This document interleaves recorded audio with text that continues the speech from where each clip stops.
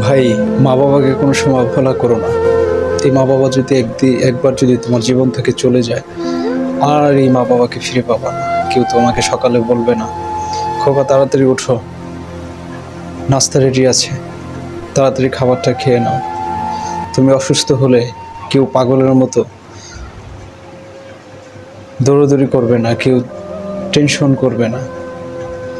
এই মা বাবার মতো এরকম মানুষ তুমি এই পৃথিবীতে ভাই আর পাবা না।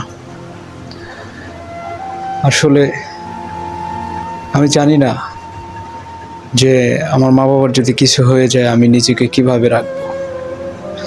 আমার খুব কষ্ট হয় আমার মা বাবার জন্য, যে তাদের যদি কোনো একটা কিছু হয়ে যায় আমি কি করে বাঁচবো এই দুনিয়াতে।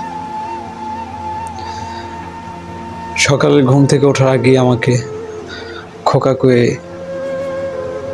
ডাক দেয়। আমার যদি একটু জ্বর হয় মা পাগলের মতো করে। আমি যদি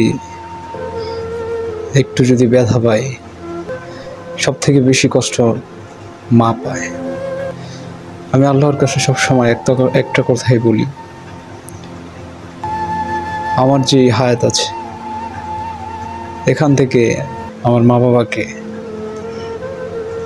অর্ধেক হায়াত দিয়ে দেখ, এবং আমার মা বাবাকে আমার থেকে বেশি বাঁচিয়ে রাখুক। তোমরা তোমাদের মা বাবাকে সম্মান করবে এবং ভালোবাসবে। একটাবার যদি তোমার মা বাবা যদি চলে যায়, তুমি আর কিন্তু এই অমূল্য সম্পদ আর জীবনেও পাবা না, কোনোদিনও পাবা না ফিরে। জীবনে অনেক কিছু পাবা, কিন্তু এই মা বাবার ভালোবাসা কোথাও পাবা না। এই মা বাবা যদি ঘরে খাবার রান্না করা হয়, মা বাবার ভাগের খাবারটা রেখে দেয় তোমার জন্য, যাতে তুমি পরে একবেলা খেতে পারো। সে না খেয়ে তোমার জন্য রেখে দেয়। এই মা বাবাকে কখনো ভাই অবহেলা করো না, প্লিজ।